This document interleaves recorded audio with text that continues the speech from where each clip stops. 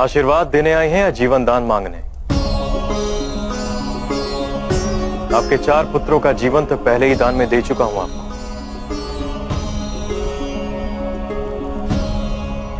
देह से यदि एक भी अंग कट जाए तो उसकी पीड़ा समग्र देह को भोगनी पड़ती है पुत्र। इसी प्रकार यदि किसी माँ के संतान का जीवन संकट में हो तो उस माँ के प्राण भी संकट में होते। मेरी तुमसे एक विनती है,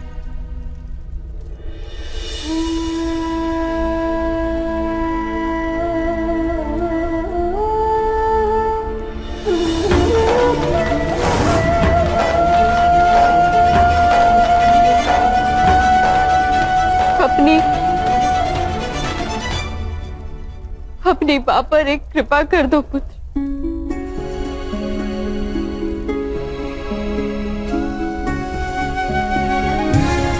मैं जानती हूं तुम वचन से बंधे,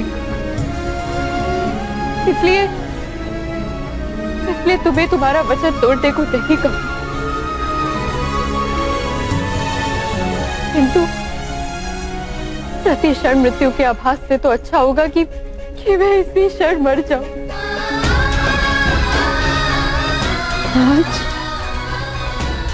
आज जब तुम अपने भाई अर्जुन के समक्ष खड़े होंगे तो मुझे मेरी मृत्यु का आभास होगा। इसलिए पुत्र मैं तुमसे विनती करती हूं कि मुझे इसी क्षण मृत्यु दे दो।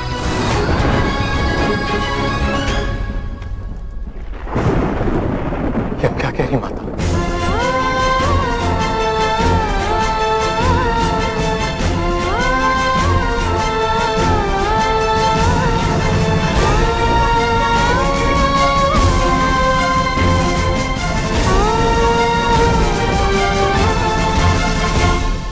एक योद्धा की माता के मुख से ऐसे शब्द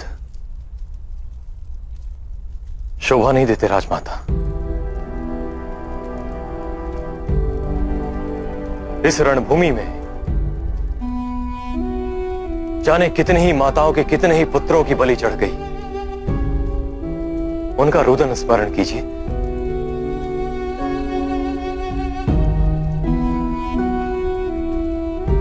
आप राजमाता हैं, पूरे राज्य की माता हैं आप, आपके पुत्र समर्थ हैं। यदि उन्हें यह ज्ञात होगा कि उनके रक्षण के लिए आप अपने प्राणों का त्याग करना चाहती हैं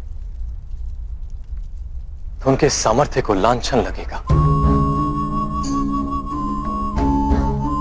किंतु पुत्र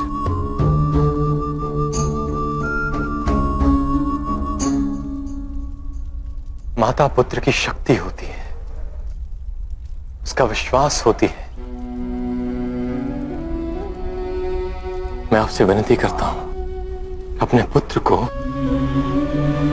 उसके कर्तव्यों का निर्वाह करने दीजिए।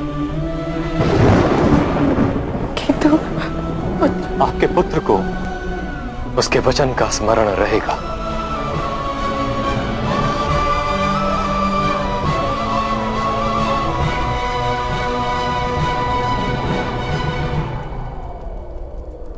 पूरा विश्व राजमाता कुंती को 5 समर्थ पुत्रों की माता के रूप में जानता है।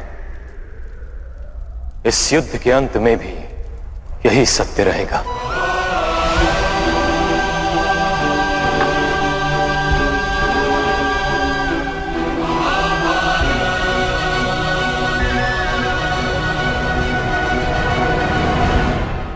केवल एक विनती है पुत्र, जीवन भर मैंने तुम्हारे जन्म का रहस्य गुप्त रखा। हृदय पर पड़े पत्थर के भांति पहले मेरा साहस पराजित हो गया, फिर तुम्हारा आत्मविश्वास विजित हो गया, और अब इस युद्ध में एक मां की ममता पराजित होने वाली है।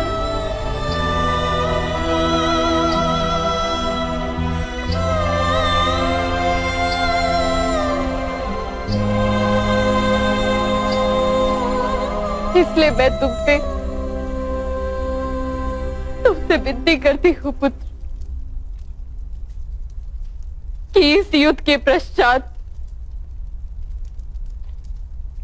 मुझे तुम्हारे जन्म का रहस्य प्रकट करने की अनुमति दे दो पुत्र।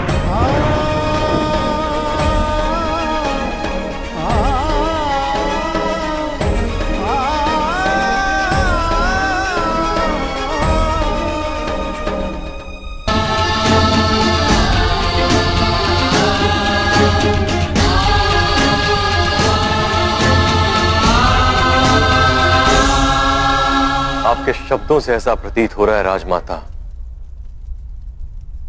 कि आप ये पहले ही निर्णय कर चुकी हैं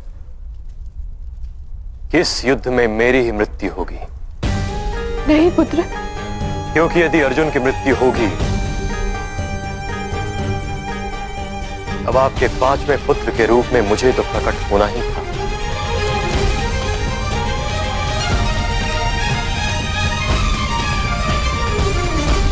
किंतु यदि अर्जुन में इतना सामर्थ्य है कि वो मेरा वध कर सके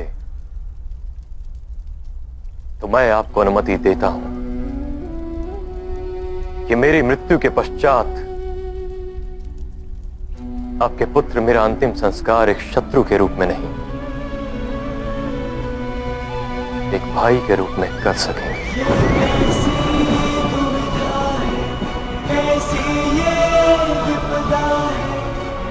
ये धर्म है, बलिदान है, अपने ही अपनों के सुख लेके दुख देते, अधर्म है ये या विधान है। युद्ध का 17वां दिन।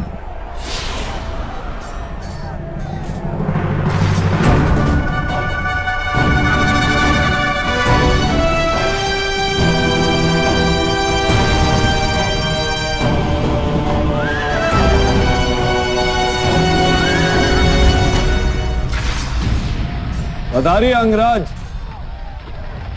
द्वंद्व के लिए सज्ज हो जाइए। मैं तुम्हारी ही प्रतीक्षा कर रहा था अर्जुन। जिस दिन हस्तिनापुर में सर्वप्रथम तुमने अपनी कला का प्रदर्शन किया था उसी दिन से मैं तुम्हारी प्रतीक्षा कर रहा हूं। धनुर्विद्या में अपनी श्रेष्ठता सिद्ध कर सकूं, ऐसा एक उचित अवसर पाने की प्रतीक्षा मैंने जीवन भर की है। प्रयत्न प्रतीक्षा से अधिक लाभदायी होता है अंगराज। असत्य राजकुमार, पक्षी को देखकर चूहा उड़ने का प्रयत्न करे उससे क्या लाभ होता है? वास्तव में यदि प्रतीक्षा करता रहा एक दिन बाद उसे अपने पैरों में दबोच कर उड़ता है, उस दिन चूहे को भी उड़ने का लाभ होता है। जैसे आज इस सूत पुत्र को आप धनुष उठाने का लाभ दे रहे हैं। मुझे निर्बल कहने से पूर्व विचार कर लीजिए मद्राज। शक्ति अस्त्र का प्रयोग करवा लेने के आशय से अपने भतीजे का बलिदान देने वाला बलवान होता है या अपनी देह से अपने कवच और कुंडल उतारकर दान में देने वाला मनुष्य अधिक बलवान होता है। मेरा वध करने हेतु देवताओं से विशेष अस्त्र आपने मांगा था अंगराज, परंतु मैंने आपका वध करने हेतु देवताओं से कोई दान नहीं मांगा अंगराज। आपका वध मैं किसी भी सामान्य अस्त्र से कर सकता हूं। उठा धनुष अर्जुन, जब तक मेरे हाथ में मेरा विजय धनुष है तुम्हारा एक भी बाण मेरे अंगों को स्पर्श तक नहीं कर सकता। उठाओ धनुष।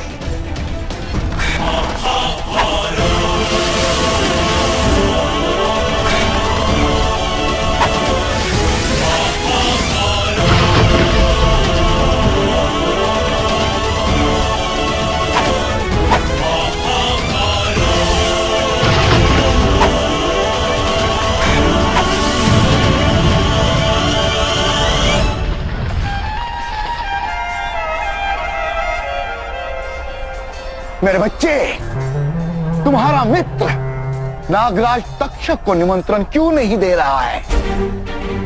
क्या दुविधा है इसके मन में? मुझे कर्ण के पास जाना होगा मामा श्री, और उससे पूछना होगा अभी तक अर्जुन जीवित क्यों है। उसकी मृत्यु के क्षण बीत चुके हैं।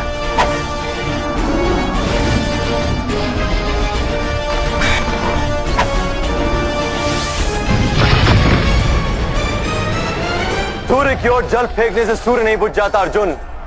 तुम्हारे खिलौने मुझे परास्त नहीं कर सकते।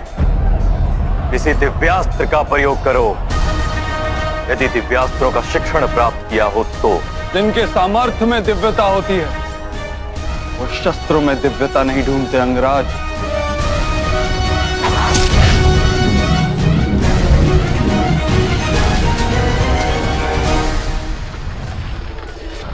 भद्राज, आपने रथ की दिशा क्यों नहीं बदली?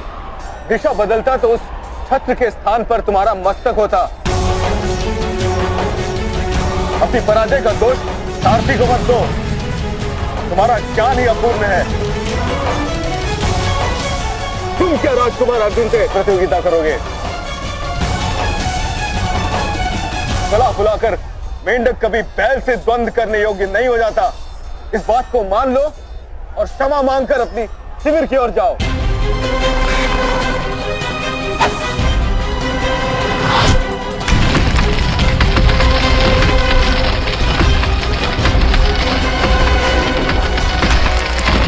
भद्राज, जब तक अर्जुन इस बाधा को नष्ट करेगा और इस पर दूसरी ओर से प्रहार कर दूंगा।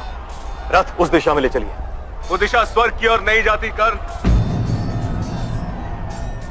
स्वर्ग की दिशा ढूंढो।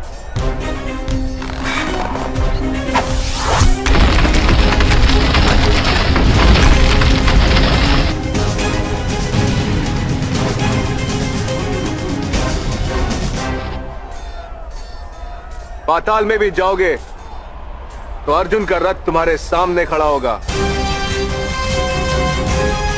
पाप के पीछे और मृत्यु से आगे कोई नहीं जा सकता। पाप सदा ही पीठ पर बैठा रहता है और मृत्यु सदा ही आंखों के सामने रहती है। यदि आपने अपना मुख बंद नहीं किया भद्राज, तो मैं आपका वध कर दूंगा। मेरा वध अवश्य कर पाओगे।